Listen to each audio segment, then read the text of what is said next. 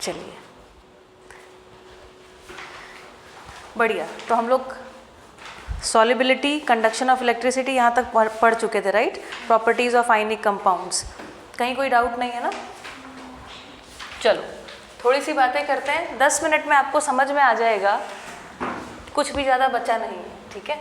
देखो, occurrence of metals, occurrence of, occurrence मतलब, अनामिका ध्यान से सुनिए, ऑकरेंस मतलब, पहले यहाँ देखिए, उधर पढ़ना नहीं है। ऑकरेंस मतलब किसी चीज का आना।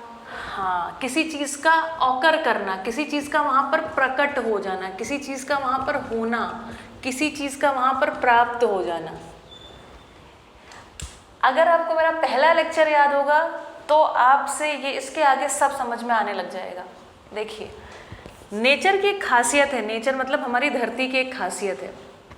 आपको मैंने धरती में पेड़ों के बारे में कुछ बताया था, याद है आपको। पेड़ों की जड़ें जो होती हैं वो ज़मीन के अंदर जाती हैं, और जो जड़ें होती हैं वो थोड़ा थोड़ा, बिल्कुल हल्की मात्रा में थोड़ा थोड़ा एसिड छोड़ती हैं, और वो जो हमारे पास चट्टाने और ये होते हैं ना, इनको, चट्टाने बेसिकली क्या है, एक प्रकार के मिनरल्स हैं, ठीक है। उनको धीरे धीरे ब्रेकआउट करती हैं, ब्रेकआउट करके पानी के साथ क्या खींचती जाती हैं, सारे मिनरल्स को ऊपर खींचती हैं। खींचती हैं कि नहीं खींचती? देखिए देखिए देखिए, खींच लिया, और खींच के कहाँ पहुँचा दिया?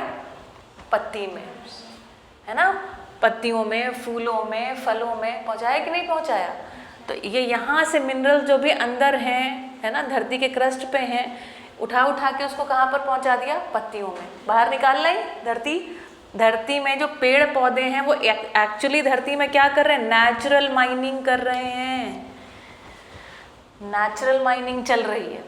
प्रकृति अपने आप व्यवस्था करती है, ठीक है। तो प्रकृति ने व्यवस्था करी, और इसके बाद जानवर हैं, है ना, उन्होंने इसको खाया, और उसके बाद उनके वेस्ट में से उनका शरीर बना, उन्हें मिनरल्स जितने चाहिए थे उन्होंने पचा लिए, उसके बाद एक्सक्रीट कर दिया धरती में, धरती और समृद्ध हो गई, ठीक। और पेड़ के जो पत्ते हैं वो पतझड़ की ऋतु में कहाँ पहुँच गए?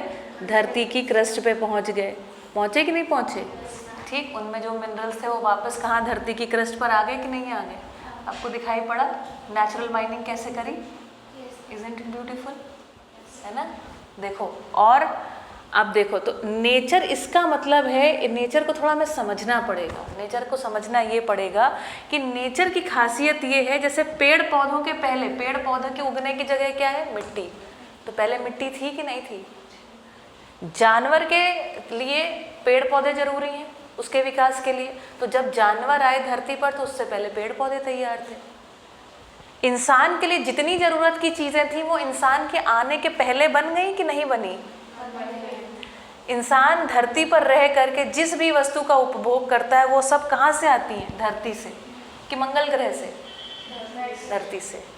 तो सारा जो तुम्हारा तन मन धन है ना, वो कुल मिला के धरती की देन है कि नहीं है? ठीक। तो अभी हम समझेंगे जो धरती की जो ऊपरी सतह है, धरती की जो ऊपरी सतह है, इस पे पाए जाने वाले जो भी खनिज तत्व हैं, जो भी पदार्थ हैं, उन सभी का नाम क्या? उसी मतलब पदार्थ मतलब मेटल्स एंड नॉन मेटल्स, ठीक है, उन्हें हम क्या कहते हैं? मिनरल्स। ठीक, मिनरल्स जो है वो लाइफ की ग्रोथ के लिए इम्पॉर्टेंट है, ठीक है। तो ये धरती की सतह पर ऑटोमेटिक प्रोसेस हो रहा है। अब गड़बड़ क्या हो रही है जो आपकी किताब में नहीं लिखा है? वो ये नहीं बता रहे हैं कि ये प्रोसेस कैसा है, नेचुरल प्रोसेस है, और नेचर को पता है कितनी मात्रा में कितनी चीज़ ऊपर आनी चाहिए। अनफॉर्चुनेटली इंसान को ये नहीं पता है कि कितना खोदना है, कितना नहीं खोदना है, और उसने खोद खोद के, माइनिंग कर करके इतने बड़े बड़े गड्ढे बना दिए, और उसके कारण एक आपको डॉक्यूमेंट्री दिखाऊंगी तो आपको पता चलेगा बहुत सारी स्पीसीज एक्सटिंक्ट हो गई है, सोचिए, ठीक है। So mining is a very natural process, ठीक है। नेचर के अलावा कोई भी करेगा तो वो गड़बड़ माइनिंग करेगा, ठीक। तो हमें जितने इंसान को जीने के लिए, मतलब अपने बर्तन बनाने के लिए और किसी काम के लिए जितना हमको चीज़ें चाहिए ना, उतना एक्चुअली धरती की सतह पर उपलब्ध है। आपके पहले पैराग्राफ में लिखा हुआ है, और इसका नाम बोलते हैं मिनरल्स। तो धरती की ऊपरी सतह पर पाए जाने वाले जो हमारे पास चीज़ें, उन्हीं का नाम क्या है? मिनरल्स। ये बहुत इंपॉर्टेंट बात है। कहाँ पर पाए जाते हैं ये? क्रस्ट पर, अपर क्रस्ट, ये जो अपर क्रस्ट है उस पर ही पाए जाते हैं। खोद खोद के नहीं निकालना है, ठीक है, लेकिन अनफॉर्चुनेटली हम खोद खोद के ही निकाल रहे हैं, ठीक। फिर कह रहे हैं जितने यूज़फुल हैं हमारे पास, हमने रिएक्टिविटी सीरीज याद कर रखी है, ठीक है।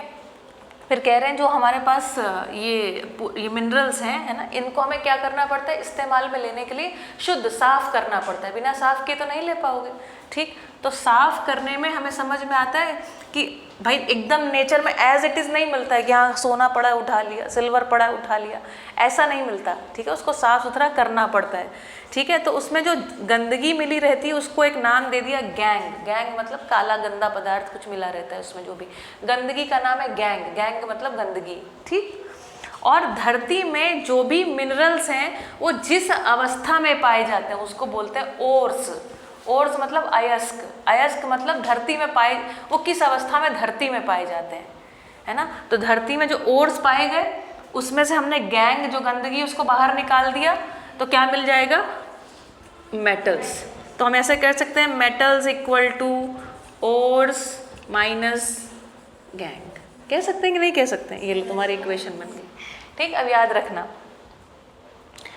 MOG है ना, metals equal to ores minus gangue. Ores में से गंदगी को बाहर निकाल दिया तो हमारे पास मेटल्स बच जाएंगे, ठीक। इस तरीके से हम इसको साफ कर लेते हैं। फिर कह रहे हैं कि धरती पर जो हमारे पास ओर्स हैं उनमें कई प्रकार के ओर्स पाए जाते हैं। तो ओर्स में हम देख रहे हैं, अब हम किसको साफ सुथरा कर रहे हैं, तो मेटल्स को ही कर रहे हैं फिलहाल इस चैप्टर में। तो मेटल्स आपने 3 तरीके के पाए हैं ना, 3 हिस्से में बांट दिया। एक तो वो जो खूब रिएक्टिव है ना, और एक वो जो बहुत very less reactive, non reactive तो नहीं कहेंगे बट कहेंगे वेरी लेस रिएक्टिव। फिर और मीडियम, हाँ मतलब करते हैं थोड़ा सा, कहीं थोड़ा गर्म करना पड़ेगा, कहीं कुछ करना पड़ेगा, कहीं कुछ करना पड़ेगा, इस तरीके से, है ना। तो हमारे पास एक रिएक्टिविटी सीरीज, उसमें कुछ हिस्से हमने लगा लिए, देखा कि जो बिल्कुल कम रिएक्शन करते हैं, जो थोड़ा थोड़ा रिएक्शन करते हैं, और जो बिल्कुल ही रिएक्शन करने के लिए तैयार बैठे हैं, जैसे सोडियम, याद है, हाँ, ये सब बिल्कुल तैयार रहते हैं कि चलो, है ना, रिएक्शन का एकदम लड़ाकू हैं, ऐसे याद रखिएगा ना, एकदम फट पड़ते हैं ना, फूट जाते हैं, राइट, ऐसा ही होता है ना उनकी रिएक्शन, ठीक है। तो फिर कह रहे हैं कि अब कौन से तरीके हैं, ठीक है। अच्छा, इसमें हमें थोड़ा समझना पड़ेगा कि धरती में किस अवस्थाओं में पाए जाते हैं, ठीक है। तो धरती में एक तो एक कार्बोनेट्स पाए जाते हैं। हर्षिता पहले सुन लीजिए, मैं भी पढ़ूंगी और डिटेल में समझाऊंगी, ठीक है। कार्बोनेट्स की अवस्था में पाए जाते हैं, और दूसरे होते हैं सल्फाइड्स, दूसरे होते हैं सल्फाइड्स, है ना। और ज़्यादातर जो वेरी लेस रिएक्टिव है वो सल्फाइड्स में पाए जाते हैं, ठीक है। समझ में आ गया, ठीक। तो हमें इतना ही याद करना, जो बिल्कुल कम रिएक्टिव है हमने नेचर में देखा तो वो सल्फाइड के साथ चिपके हुए होते हैं, मतलब उनका गैंग क्या है, सल्फाइड्स। जो मीडियम रिएक्टिव है उनका जो गंदगी है वो क्या है, कार्बोनेट और सल्फाइड, ठीक। अब देखिएगा, इसको भी याद कुछ नहीं करना पड़ेगा, जब मैं पढ़ाती जाऊंगी आपको याद होता जाएगा, ठीक है। और जो रिएक्टिव है वो तो इतने रिएक्टिव है, फटाफट उसकी हमें एक्चुअली क्या करना होता है, इलेक्ट्रोलिसिस करनी होती है। क्या करना होता है, इलेक्ट्रोलिसिस करके फटाफट अलग हो जाते हैं। वो बिल्कुल तैयार बैठेंगे, हमको साफ कर लो, ठीक है, हम तैयार बैठे हैं। इनमें हमें थोड़ा सा कुछ करना पड़ता है। अब देखो, जो सल्फाइड्स होते हैं, सल्फाइड्स, ठीक है, जो सल्फाइड जब धरती में मिलते हैं तो उनमें क्या करना पड़ता है, उनको एक काम करना पड़ता है, that is called roasting. Roasting, जैसे मूंगफली को रोस्ट कर देते हैं ना, वैसे ही कुछ प्रोसेस है रोस्टिंग। मतलब ज़्यादा ऑक्सीजन के साथ खूब ऑक्सीजन से रोस्टिंग कैसे करते हैं, बार बार पलटाते रहते हैं, उल्टाते रहते हैं, तो उसमें काफ़ी सारी हवा जाती रहती है। तो खूब सारी हवा के साथ खूब तेज आंच पे उसको गर्म कर, मतलब सेकते जाओ, दैट्स कॉल्ड रोस्टिंग। भून देना उसको हवा में एक तरीके से, ठीक। तो क्या होता है इसमें, जो सल्फाइड होता है ना, जैसे मान लो फॉर एग्जाम्पल, अभी मैं आगे रिएक्शंस बताऊंगी वैसे, ठीक है। तो मान लो किसी का भी सल्फाइड है, नहीं लिखना नहीं चाहिए, अभी लिखूंगी आगे तो आपसे पूछूंगी, ठीक है। तो किसी का भी सल्फाइड है, रोस्टिंग कर रहे हैं तो उसमें खूब सारी ऑक्सीजन उसको प्रोवाइड कर रहे हैं, तो जो उसका सल्फाइड का S होता है ऑक्सीजन के साथ रिएक्शन करता है और SO2 गैस बना लेता है। अब SO2 गैस जानते हैं उसकी खुशबू या बदबू कैसी होती है, it has smell like fart. गंदी बदबू करते हैं ना, बस बिल्कुल वैसी ही खुशबू आती है उसमें से, ठीक है, समझ गए। तो जब भी इंडस्ट्रियल और की आप क्लीनिंग कर रहे होगे, ठीक है, तो उसमें से कौन सी गैस निकल रही होगी, SO2, ठीक। और उसके बाद उसको और गर्म करते रहते हैं, ठीक है, और गर्म करते रहते हैं, मतलब उसको और O2 देते रहते हैं, तो एक समय आता है कि सारा वो अलग हो जाता है, ठीक है, और कुल मिला के प्योर हमारे पास मेटल बच जाता है, ठीक। This is called roasting. Very less reacting में तो यही प्रोसेस है। मीडियम रिएक्टिव में एक सल्फाइड वाला है तो उसमें भी सेम प्रोसेस लगा देंगे। कार्बोनेट में हमें क्या करना है, तो कार्बोनेट में हमें क्या एक प्रोसेस बोलते हैं, उसको बोलते हैं कैल्सिनेशन। क्या, कैल्सिनेशन। कैल्सिनेशन मतलब कुल मिलाकर के होता है कि ये एक पत्थर की तरह जम जाता है, ठीक है, कैल्सीफाइड हो जाता है, पत्थर जैसा कुछ बन जाता है, ठीक है, बेसिकली कैल्शियम के कार्बोनेट्स बन जाते हैं, ठीक है। चलो, बात पकड़ में आ गई, ठीक है। अच्छा, एक बात और सुन लो, एक बात ये सुन लो, मैंने कहा था कि वैसे आगे एक्चुअली आपको पढ़ा नहीं रहे, लेकिन थोड़ा सा समझ लो। ऑक्सीडेशन रिएक्शन और रिडक्शन रिएक्शन, इसके बारे में थोड़ा आइडिया है कि नहीं है? yes, बताओ। ऑक्सीडेशन रिएक्शन मतलब हम दूसरों को ऑक्सीडाइज करें और खुद रिड्यूस हो जाए। हाँ, ओके, वो तो ऑक्सीडाइजिंग एजेंट हो गया ना। ऑक्सीडेशन रिएक्शन मतलब ऑक्सीजन के साथ जुड़ जाना, उस रिएक्शन में ऑक्सीजन के साथ जुड़ रहा है। और रिडक्शन रिएक्शन मतलब उसमें से ऑक्सीजन निकल गया। हाँ, या तो दूसरा मतलब ये हो सकता है इसमें हाइड्रोजन से रिएक्शन हो जाए, इसमें ऑक्सीजन से रिएक्शन हो जाए, इसमें हाइड्रोजन से रिएक्शन हो जाए। या दूसरा इसको ऐसे भी समझा जाता है कि ऑक्सीडेशन रिएक्शन का मतलब कि उसमें ऑक्सीजन जुड़ गया और रिडक्शन में ऑक्सीजन निकल गया। ये वाले डेफिनेशन याद रखेंगे ना तो आपको लिखना बहुत आसान हो जाएगा, ठीक। ये बात पकड़ में आई, ठीक। पॉज कर दीजिए, पढ़े। ऑकरेंस ऑफ मेटल्स, है ना, तो धातु किस रूप में पाए जाते हैं, ठीक। द अर्थ्स क्रस्ट, क्रस्ट मतलब होता है पापड़ी, पपड़ी, ऊपर की परत, ठीक। तो हमारे पास क्रस्ट केक में भी होती है, धरती पर भी होती है, ठीक है। चलिए, तो earth's crust is the major source of metals. Sea water also contains some soluble salts such as sodium chloride, ये तो हम सबको पता है, सोडियम क्लोराइड मतलब खाने वाला नमक, मैग्नीशियम क्लोराइड एटसेट्रा। तो अगर आपसे कोई क्वेश्चन पूछ ले कि सी वाटर में कौन से दो सॉल्ट्स पाए जाते हैं, कोई दो सॉल्ट्स के नाम लिखिए। Very good. द एलिमेंट्स और कंपाउंड्स, वो एलिमेंट्स और compounds which occur naturally in the earth's crust, देखिए ध्यान से, ये लाइन अक्सर छूट जाती है ना। वो कंपाउंड्स, वो एलिमेंट जो नेचर की क्रस्ट में ऑटोमेटिकली पाए जाते हैं, नेचुरली पाए जाते हैं, they are known as minerals. लेकिन अभी फिलहाल माइनिंग गड्ढा खोद खोद के निकाल रहे हैं हम लोग और कह रहे हैं मिनरल्स की माइनिंग चल रही है, नो, ठीक है। At some places minerals contain a very high percentage of a particular metal, ठीक है। तो कह रहे हैं जो मिनरल्स हैं वो मेटल्स नहीं है, मिनरल्स जो है वो खनिज पदार्थ है, वो प्रकृति में इस फॉर्म में अवेलेबल है जिस फॉर्म में प्रकृति को चाहिए, है ना। जैसे तुम्हारी बॉडी में मान लो तुम्हें आयरन चाहिए, तो क्या मतलब तुम्हारे खाने में आयरन परोस दिया जाए सीधा, नहीं ना। तुम आयरन खाते हो तो कैसे खाते हो, पालक से, स्पिनच खा रहे हो कि लोहा खा रहे हो, सीधा लोहा नहीं खा रहे हो, ठीक है।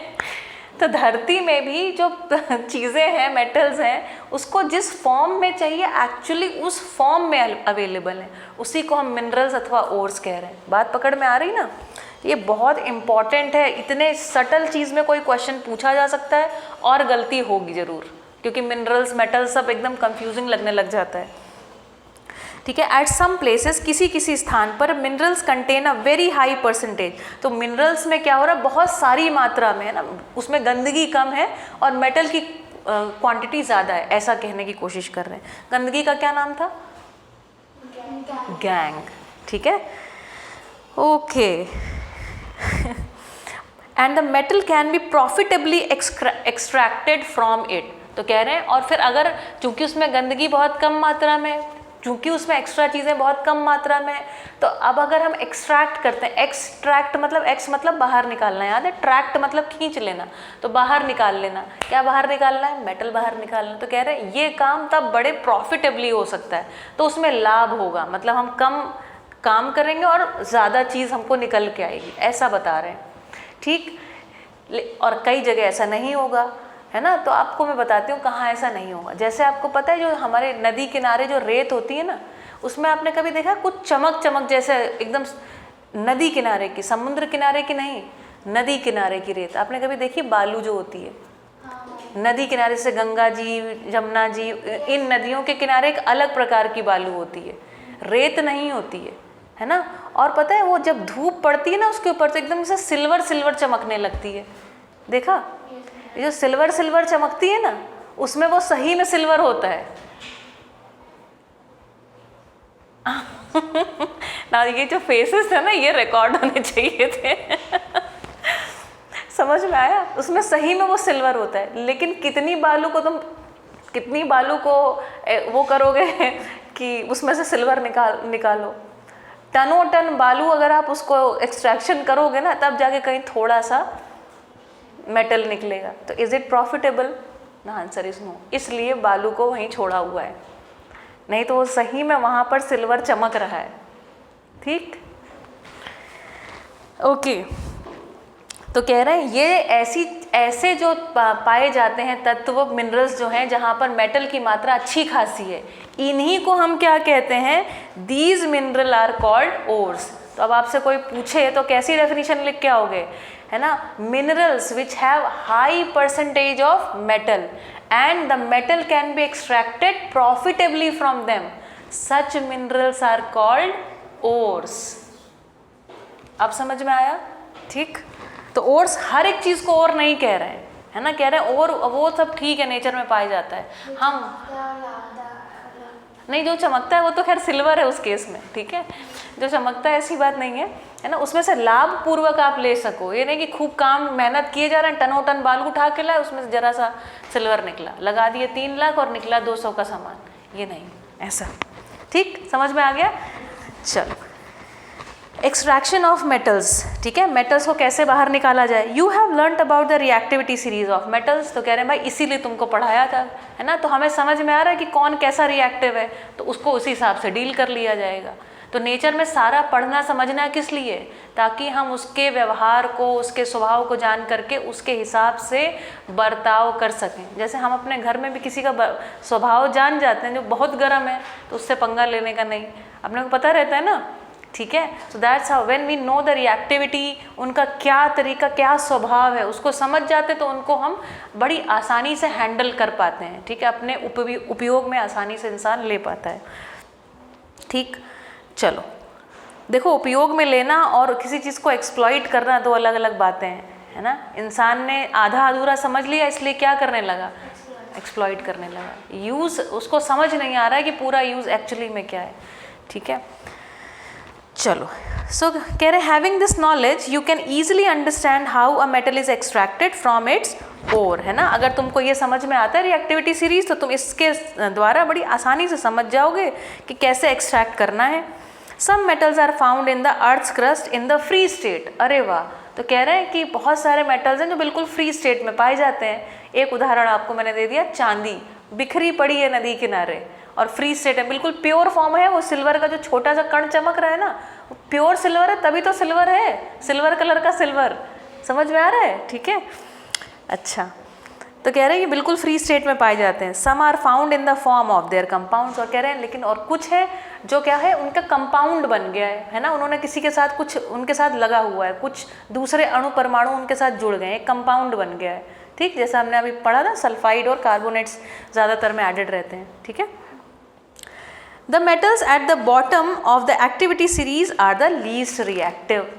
ठीक, तो हमने उनको बढ़ते से घटते क्रम में सजाया था, ठीक है। तो सबसे जो बॉटम या ऐसे खड़ी सीरीज बनाई है ना, तो नीचे जो है वो क्या है, सबसे कम रिएक्टिव है, ऊपर आते आते वो और ज़्यादा रिएक्टिव हो जाते हैं। They are often found in a free state, है ना, जो नीचे वाले हैं वो बिल्कुल फ्री स्टेट में पाए जाते हैं। तो देखो रिएक्टिविटी सीरीज बाजू में बनी हुई है, KNa, है ना, potassium, sodium, calcium, magnesium, aluminium, zinc, iron, plumbum, copper, है ना।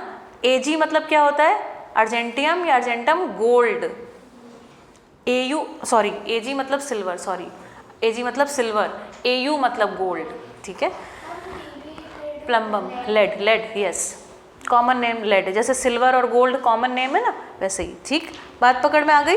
For example gold, silver, platinum and copper are found in the free state. Wow, ठीक है। तो नेचर में अगर हम मिट्टी को देखें, है ना, मिट्टी मतलब अब बालू भी हो सकती है, रेत भी हो सकती है, दूसरी किसी भी प्रकार की मिट्टी हो सकती है। तो क्या ना, केवल तुम आँख से देख के बता दो कि यहाँ पे सोना है, यहाँ पर चांदी है। समझ में आया, क्योंकि ये फ्री स्टेट में पाए जा रहे हैं। Copper and silver are also found in the combined state as their sulphide और ऑक्साइड ओर्स। तो सोना तो है लगभग ऐसा ही है, चमकता ऐसे ही दिखता है, लेकिन कह रहे हैं कॉपर और सिल्वर फ्री स्टेट में भी है, जैसे मैंने आपको एक एग्जाम्पल दिया। लेकिन इसके अलावा कह रहे हैं उनके सल्फाइड ओर्स भी पाए जाते हैं। ठीक है, समझ गया ना, सल्फाइड और ऑक्साइड ओर्स मतलब उसमें सल्फाइड का कुछ पार्ट जुड़ा हुआ है सल्फर और ऑक्सीजन का, ऑक्साइड मतलब ऑक्सीजन जुड़ा हुआ है उसके साथ। The metals at the top of activity series, that is potassium, sodium, calcium, magnesium and aluminium are so reactive that they are never found in nature as free elements. क्या मतलब हुआ इसका? हाँ, क्योंकि इतने रिएक्टिव हैं, कहीं ना कहीं किसी के साथ रिएक्शन करके उन्होंने कुछ ना कुछ अपना बना लिया होता है, कि कहीं कार्बोनेट बना लिया, कहीं सल्फाइड, कुछ तो बना लिया। ठीक है, इस तरीके से कह रहे हैं। ठीक, the metals in the middle of the activity series, है ना। अब देखो जो मिडल के हैं, है ना, तो नीचे के 2 छोड़ दिए, वो लीस्ट रिएक्टिव कैटेगरी है। फिर ऊपर के जो 4 हैं वो क्या है, मिडल है ना, मीडियम रिएक्टिव है। और ऊपर के जो 5 हैं उसको हमने हाईली रिएक्टिव की कैटेगरी में रखा है। ठीक, तो कह रहे हैं the metals in the middle of the activity series, that is zinc, iron, lead etcetera, are moderately reactive. Moderately मतलब मीडियम। ठीक है, they are found in the earth's crust mainly as oxides, sulphides and carbonates. ठीक, समझ गए ना, carbonates मतलब CO3, है ना, CO3-2, ये वाला चीज़ उसमें जुड़ा हुआ है। You will find that the ores of many metals are oxides. तो जब आप पढ़ोगे तो कह रहे हैं आपको पता चलेगा कि बहुत सारे मेटल्स के जो ओर्स हैं वो क्या हैं, उसके ऑक्साइड्स हैं, क्योंकि हवा में खूब मात्रा में ऑक्सीजन उपलब्ध है और खूब ये रिएक्टिव हैं। और ऑक्सीजन के साथ मेटल्स को बड़ी मज़ा आती है, उनके बड़ा बंधुता है, उनका बड़ा भाईचारा है ऑक्सीजन के साथ, तुरंत रिएक्ट कर लेते हैं। ठीक है, रिएक्ट करके उसके ऑक्साइड बना लेते हैं। दिस इज बिकॉज, आगे लिखा ही हुआ है, this is because oxygen is a very reactive element. ठीक है, and it is very abundant on the earth. Abundant मतलब भर भर के है। ठीक है, खूब मात्रा में पाया जाता है, प्रचुर मात्रा में पाया जाता है। ठीक, अनामिका, रोशनी, समझ में आ रहा है?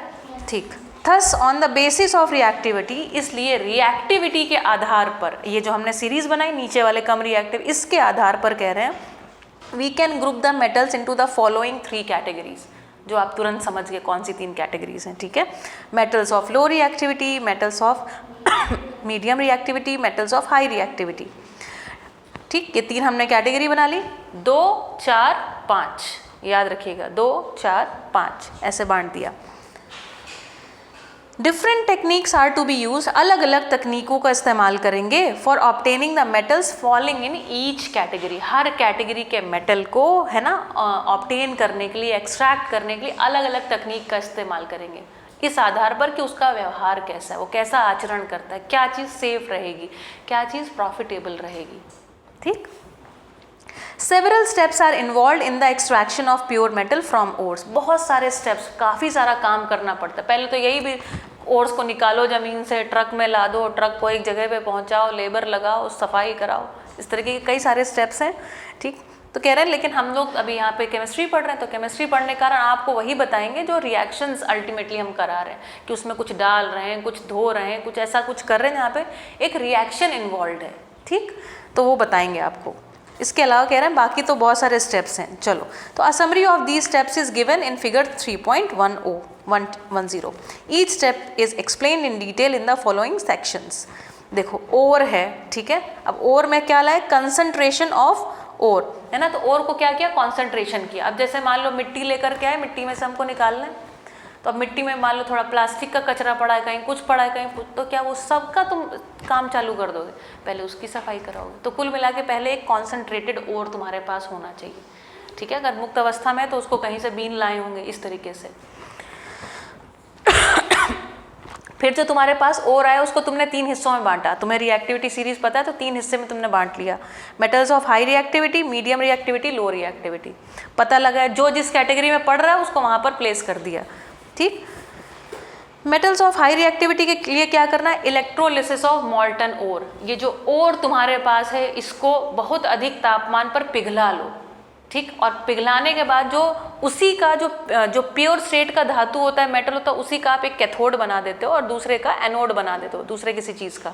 तो जो साफ अच्छा मेटल होता है ना वो अपने चूंकि रिएक्टिव है, जैसे वो उसके बाद एक सॉल्यूशन में बनाते हैं सॉल्ट का, आगे आएगा आई थिंक, ठीक है, मैं थोड़ा सा अर्ली बता दिया, ये आगे इसी में आएगा। फिर क्या होगा, अपने आप उसके जो हमारे पास आयंस होते हैं कैथोड, वैसे क्या होता है नेगेटिव की positive, cathode is all right, जो भी होता है, ठीक है। अभी आप सोच के बताइए कैथोड क्या होता है, नेगेटिव की पॉजिटिव। ओके, कैथोड नेगेटिव होता है, उस पर पॉजिटिव आयंस जाते हैं, ठीक है, चलो ठीक है। अच्छा अब ठीक, तो यहाँ तक हम पहुँच गए। तो इलेक्ट्रोलिसिस करने के बाद हमको जो प्योर मेटल वाला था उसमें और भी ज़्यादा प्योर मेटल चिपक जाएगा और हम उस रॉड को निकालेंगे, हमको प्योर मेटल प्राप्त हो जाएगा। ये इलेक्ट्रोलिसिस का सिंपल प्रोसेस है, ठीक। फिर कह रहे हैं मेटल्स ऑफ मीडियम रिएक्टिविटी, हमने देखा अस्तित्व में, एग्जिस्टेंस में हमने देखा दो तरीके से खास पाया जा रहा है, या तो उसका कार्बोनेट ओर है, कार्बोनेट ओर मतलब उसने प्रकृति में जो कार्बन है, कार्बन मतलब क्या, मिट्टी में कार्बन पाया जाता है बेसिकली, ठीक है, कार्बन और ऑक्सीजन से मिल करके क्या बन गया, कार्बोनेट, ठीक है, तो कार्बोनेट के साथ वो चिपका रहता है, उसका वो कंपाउंड बना रहता है, और सल्फाइड ओर, ठीक। अच्छा, कार्बोनेट अगर ओर है तो उसका कैल्सिनेशन करा लो, उसका क्या करा लो, कैल्सिनेशन करा लो, ठीक है, आगे इक्वेशंस रिएक्शंस बताएंगे। और सल्फाइड ओर है तो रोस्टिंग कर लो, ये मैंने आपको बता ही दिया ऑलरेडी, ठीक।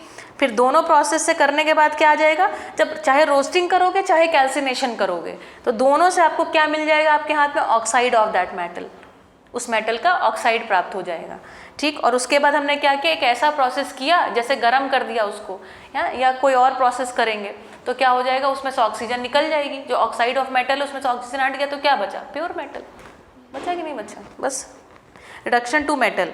रिडक्शन टू मेटल मतलब उसमें से ऑक्सीजन चला गया, मैंने आपको बताया था ना यहाँ पर, रिडक्शन का मतलब उसमें से ऑक्सीजन को हटा देना, ठीक। And that is how you purify the metal. ये बात पकड़ में आ रही है, ठीक। इसके बाद मेटल्स ऑफ लो रिएक्टिविटी, फिर से देखो सेम लिखा हुआ है, सल्फाइड ओर, उसको रोस्ट किया और रोस्ट करते करते सब SO2 बन के निकलती गई और प्योर मेटल सीधा हाथ में आ जाता है, ठीक, दैट्स इट। अब रिएक्शंस हैं, ये चार्ट अच्छे से दिमाग में बैठ गया, इसको याद कर लीजिएगा, ठीक है, ये चार्ट भी बना के आ गए तो इम्पॉर्टेंट। ऐसा सुन रहे हैं कि ये चैप्टर, ये वाला चीज़ हटा दिया गया है आपके सिलेबस से, कोई बात नहीं, ठीक। एनरिचमेंट ऑफ ओर्स, ठीक है। अच्छा, एनरिचमेंट मतलब समृद्ध और कैसे बढ़ जाए, है ना, ओर्स का एनरिचमेंट कैसे हो।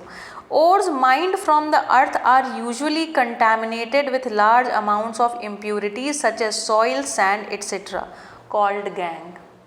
कहना भाई धरती के साथ, लेकिन अब इंसान को तो हर चीज़ में प्रॉफिट देखना है, तो कह रहा है धरती के सतह पे हैं तो सही, मगर उठाने में उसको ना बहुत प्रॉफिट नहीं है, क्योंकि वो सब किसके साथ मिला जुला है, मिट्टी के साथ है। तो कह रहे हैं कि इसमें ज़्यादा जो है वो कचरा ही है, गैंग है उसके साथ। The impurities must be remove from the ore prior to the extraction of metal. और ये जो गैंग है, ये जो कचरा है, इसको इम्प्यूरिटी को हमें हटाना जरूरी है बिफोर वी स्टार्ट एक्सट्रैक्टिंग, जैसा कि मैंने बोल भी दिया पहले।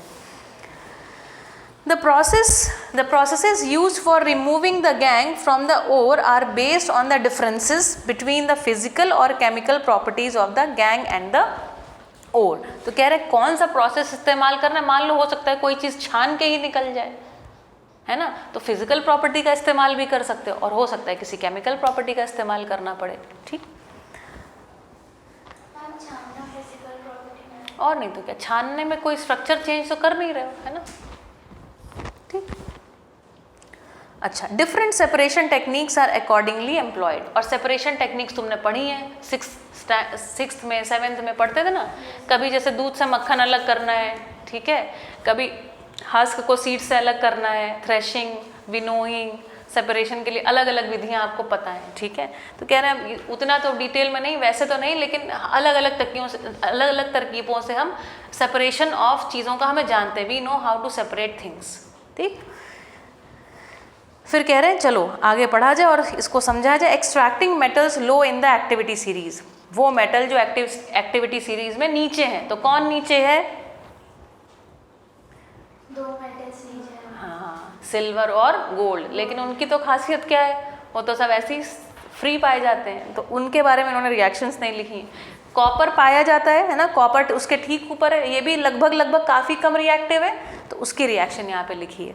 ठीक, चलो तो कह रहे हैं metals low in the activity series are very unreactive, the oxides of these metals. अच्छा, कोई पूछ रहे तुमसे कि जो अनरिएक्टिव है वो फ्री स्टेट में क्यों पाए जाते हैं? अरे इसीलिए पाए जाते हैं क्योंकि ये अनरिएक्टिव, बिल्कुल रिएक्ट करते ही नहीं है, तो किसी से रिएक्ट नहीं किया उन्होंने, पड़े हुए एज इट इज। ठीक है, आराम से। ठीक, तो सीधा उठा लो जाके उनको। Metals low in the activity series are very unreactive. The oxides of these metals can be reduced metals by heating alone. तो कह रहे हैं अगर इनका ऑक्साइड तुमको मिले तो क्या करो, उसको सीधा गर्म करना शुरू करो। गर्म करना शुरू करोगे, धीरे धीरे वो क्या हो जाएंगे, मतलब गर्म करना शुरू करो मतलब क्या, रोस्टिंग करो। रोस्टिंग किया और रोस्टिंग करते करते ही क्या हो गया, वो अपने आप क्लीन होते चले जाएंगे। ठीक है। फॉर एग्जाम्पल सिनाबार, अब इस नाम को याद रखिएगा। सिनाबार मतलब मरकरी का सल्फाइड होता है। ठीक है, चलो तो HgS is an ore of mercury, तो मरकरी का ये सल्फाइड है। ठीक है, mercury is also less reactive की कैटेगरी में। When it is heated in the air, जब इसको हवा के साथ गर्म किया जाता है, it is first converted into mercuric oxide. Mercuric oxide HgO, mercuric oxide. Mercuric oxide is then reduced to mercury. Reduce to मतलब मैंने क्या कहा था, याद रखना, ऑक्सीजन के निकल जाने का नाम ही रिडक्शन है ना। तो इसलिए क्या लिखा, देखो ये भाषा आपको लिखनी पड़ेगी। Then mercuric oxide is then reduced to mercury, मतलब उस रिड्यूस टू मतलब ऑक्सीजन निकल गया। यस, तो इस रिएक्शन को आगे याद कर लेंगे, है ना। HgS हाइड्रोजन का सल्फाइड, सॉरी हाइड्रोजन नहीं, किसका सल्फाइड है, मरकरी का सल्फाइड है ना। तो HgS प्लस O2 है ना। O2 मतलब क्या, हम बेसिकली इसको गर्म कर रहे हैं, इसकी सिकाई चल रही है। ठीक है, ठीक, इसको हमने हीट करते रहे तो क्या बना, मर्क्यूरिक ऑक्साइड, और क्या निकल गई, SO2 गैस, है ना। मैंने आपको बता दी इसकी स्मेल कैसी होती है, सड़े अंडों जैसी स्मेल होती है, ऐसा लिखा रहता है, और वेरी बैड स्मेल रादर लिखा रहता है केमिस्ट्री की बुक में, स्मेल ऑफ रॉटन एग्स, सड़े हुए अंडों जैसी बदबू। ठीक है, और उसके बाद कह रहे हैं कि पहले स्टेज पे ये बन जाता है, और उसके बाद HgO को अभी भी तुम गर्म करते रहो, तो कुल मिला के क्या हो जाता है, Hg अलग हो जाता है और ऑक्सीजन गैस निकल जाती है, अलग निकल जाती है। ठीक, similarly copper which is found as Cu2s, तो कॉपर का भी सल्फाइड है ये, है ना। Cu2s मतलब कॉपर का सल्फाइड, है ना। It can be obtain from its ore by just heating in the air. तो Cu2s plus O2 gives you Cu2O plus SO2, इसको बैलेंस आप करते जाएंगे।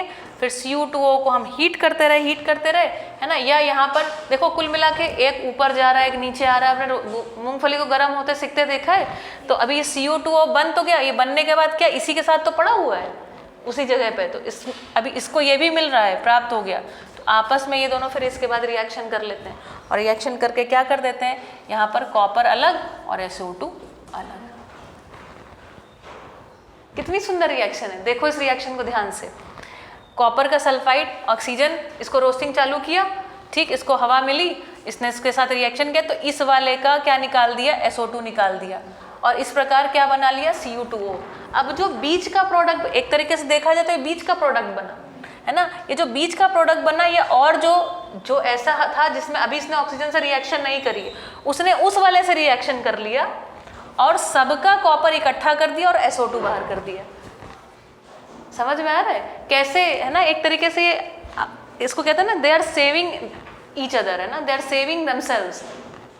तो कैसे, कितना सुंदर रिएक्शन है ये, जो बीच में प्रोडक्ट बना है वही प्रोडक्ट, है ना, जो इम्प्योर है, इम्प्योरिटी को साफ करता चला जा रहा है। How beautiful is that. इसका मतलब नेचर कहीं ना कहीं चाहती है कि इंसान को मिल जाए आसानी से कॉपर, है ना, और नहीं तो क्या है ना। जैसे नेचर चाहती कि आदमी सीधा चले, ठीक, तो ग्रेविटी बढ़िया काम करती रहती है, और नेचर नहीं चाहती आदमी उल्टा चले। चल के देखो उल्टा कितना कठिन होगा। नेचर जो भी चीज़ चाहती है ना कि इंसान को प्राप्त हो जाए, वो उसके लिए सुलभ कर देती है। आसानी से प्राप्त होने वाली। जैसे ऑक्सीजन चाहती ना इंसान को मिले, तो कितनी सुलभ है ऑक्सीजन, कण कण में व्याप्त है भैया ऑक्सीजन। ठीक है, यहाँ पे कोई पेड़ नहीं, कमरा बंद है, फिर भी ऑक्सीजन है कि नहीं है, सर्व सुलभ है। पानी सर्व सुलभ है। जहाँ नेचर चाहती इंसान को रहना चाहिए वहाँ पर नदियाँ हैं, पेड़ पौधे हैं, वहाँ खेती हो सकती है। और जहाँ नेचर चाहती वहाँ आदमी ना हो, वहाँ पर कैसा है वातावरण बताओ। यहाँ पर जाके वाइट डेजर्ट में रह सकते हो? नेचर कह रही भैया वहाँ मत रहो। नेचर तुम्हें कह रही है मत रहो मत रहो मत रहो, लेकिन हम सुन नहीं रहे। हम तो कह रहे नहीं, हम तो वही करेंगे जैसे जो मम्मी ने करने के लिए मना किया वही करेंगे। फिर मम्मी 2 झापड़ लगाएंगी जरूर, फिर नेचर की कैलामिटीज आएंगी जरूर। ऐसा ही है ना। चलो ठीक, तो देख रहे हैं नेचर कैसे चीज़ें सुलभ कर देती, कितना आसान प्रोसेस। अब सीखते जा रहे हैं और वो बाहर निकलता चला जा रहा है। यही कारण था हिंदुस्तान में इन सब चीज़ें ना लोगों को पता थी, और पता होने के कारण हिंदुस्तान में सदियों से 100 नहीं हज़ारों सालों से लोहे तांबे के बर्तनों का इस्तेमाल किया जा रहा है। कितना आसान है, क्योंकि देख रहे हैं। चलो, extracting metals in the middle of the activity series. अब वो जो मीडियम रिएक्टिव हैं उनके लिए क्या किया जाए? तो the metals in the middle of the activity series such as iron, zinc, lead, copper are moderately reactive. देखो कॉपर को ऊपर भी रख दिया है ना, लो एक्टिविटी वाले में भी, और फिर नीचे भी ले लिया। कह रहे हैं ये भी मतलब थोड़ा थोड़ा रिएक्टिव है, थोड़ा ऐसा है, थोड़ा वैसा है। वो थोड़ा थोड़ा सब दोनों साइड के वो दिखाता है, प्रॉपर्टीज दिखाता है। ठीक है, इसलिए ठीक। तो कह रहे हैं these are usually present as sulphides and carbonates in nature. ठीक, it is easier to obtain a metal from its oxide. कह रहे हैं ऑक्साइड अगर है तो उससे बड़ा आसान है। क्यों आसान है ना? क्योंकि उसको सीधा गर्म किया, ऑक्सीजन ने छोड़ा और वो प्राप्त हो गया। It is easier to obtain a metal from its oxide as compare to its sulphides and carbonates. ठीक, ये बात समझ में आ गई। देयरफॉर प्रायर टू रिडक्शन मतलब ऑक्सीजन के निकलने से पहले, किताब में लिखा है ये, आप पढ़ोगे, पढ़ के समझोगे, दिमाग में तुम्हारे जाना चाहिए। प्रायर टू रिडक्शन मतलब ऑक्सीजन के हटने से पहले। समझ में आ रहा है? That is how you read. The metal sulphides and carbonates must be converted into metal oxides. ठीक है, तो रिडक्शन हो, है ना, ऑक्सीजन के निकलने से पहले क्या हो जाना चाहिए उसको? जब हम सल्फाइड और कार्बोनेट वाले ओर्स को बना रहे हैं तो पहले क्या बन जाए? मेटल का ऑक्साइड। जैसे ही मेटल का ऑक्साइड बन गया, उसके बाद हमने उसको सेका, गर्म किया, तो अपने आप क्या हो गया? ऑक्साइड निकल गया, मतलब रिडक्शन हो गया। समझ में आ गया? The sulfide ores are converted into oxides by heating strongly, है ना। तो कह रहे हैं सल्फाइड के जो ओर हैं उसको ऑक्साइड में कन्वर्ट करने का क्या प्रोसेस है? हीट करो, रोस्ट करो। ठीक है, उल्टा पलटा के गर्म करते रहो। ठीक है, हीटिंग स्ट्रांगली मतलब खूब तेज आंच पे, खूब सारा टेम्परेचर में, बहुत हाई टेम्परेचर पे उसको रोस्ट किया जा रहा है। मूंगफली नहीं है कि जल जाएंगी। ठीक है, और मेटल्स के हमको पता है कि मेल्टिंग पॉइंट्स वगैरह बहुत हाई होते हैं। ठीक है, तो खूब तेज आंच पे सब काम हो रहा है। ठीक है, the sulphide ores are converted into oxides by heating strongly in the presence of excess air. Excess air मतलब खूब हवा। जैसे अल्टा पलटा के सेकना मतलब क्या? उसमें खूब सारी हवा जाती रहे सिकने के लिए। सिकने के लिए मतलब क्या? कुल मिला के रिएक्शन होने के लिए। रिएक्शन ही तो हो रही है यहाँ पर। ठीक है, this process is known as roasting. ठीक है, तो रोस्टिंग वैसे तो हम सब जानते थे, पापड़ रोस्ट कर रहे हैं, ठीक है, मूंगफली रोस्ट कर रहे हैं। अब ये केमिकली भी समझा रहे हैं कि इसी का नाम क्या है? रोस्टिंग है। The carbonate ores are change into oxides. ठीक है, तो कार्बोनेट जो ओर है उसमें किस में कन्वर्ट हो गए? ऑक्साइड्स में कन्वर्ट हो गए। ठीक है, by heating strongly in limited air. ठीक है, तो उसमें क्या करना है? लिमिटेड एयर रखनी है, बहुत ज़्यादा मात्रा में हवा नहीं चाहिए। ठीक है, तो उसका एक पूरा प्रोसेस रहता है कि किस तरीके से हम हवा को रेगुलेट कर सकते हैं। ना, हवा का रेगुलेशन कर सकते हैं, नहीं कर सकते हैं। हमें अगर बहुत हवा चाहिए तो उसमें बहुत सारी हवा जाने की कुछ व्यवस्था करेंगे, अगर कम हवा चाहिए तो उसमें कम हवा जाने की व्यवस्था कर देंगे। ठीक है, चलो, this process is known as calcination. अगर हमें ये समझ में आ गया, ऑक्सीजन अगर लिमिटेड मात्रा में दी जा रही है और फिर रोस्ट कर रहे हैं, इसी का नाम कैल्सिनेशन है। और खूब अधिक मात्रा में ऑक्सीजन दी जा रही है तो इसी का नाम रोस्टिंग है। समझ में आ गया difference? The chemical reaction that takes place during roasting and calcination, है ना। केमिकल रिएक्शन क्या होती है उसके बारे में बात कर रहे हैं, है ना। During roasting and calcination of zinc ores can be shown as follows. नीचे कह रहे हैं, हम बता रहे हैं आपको कि कैसे हम देख सकते हैं।